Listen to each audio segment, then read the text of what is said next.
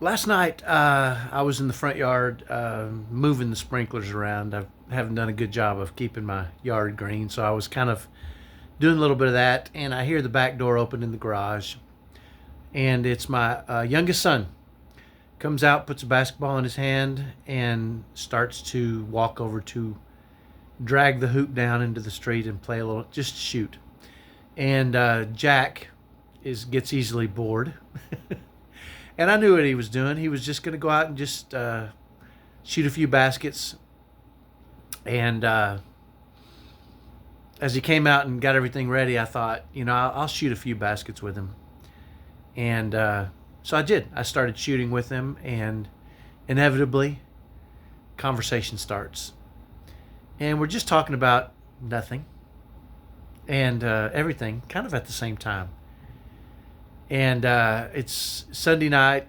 I'm a little worn out, and so I think I'm gonna head on inside. And then I realize something in that moment, and in that moment I realize he's got a basketball in his hands. He's outside. I am too, and I can really just spend time with him. And so I did. We just shot and chatted and shot and chatted. And again, we chatted about nothing and we chatted about some things. And it was nice to just chat with him, to see how he's doing, to check in on him. Not really asking him how you doing and I'm checking on you, but just to get a feel for where he's at. And had a chance to ask him some questions about him and his buddies, what they're doing, how they're doing it. He had a big old grin on his face when he talked about. He shared with me a story about when he was in middle school. And this is after my wife had passed away, shortly after my wife had passed away. And he and his buddies would go over to the park, grab a basketball and go to the park and just play.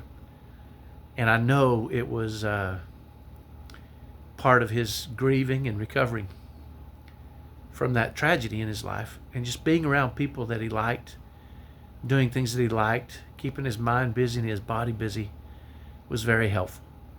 And I had never thought about that until recently, and how grateful I am that he had those young men, good buddies, to help him through that time.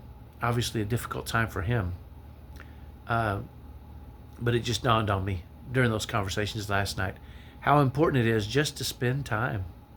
A lot of parents say quality time, and I say just time.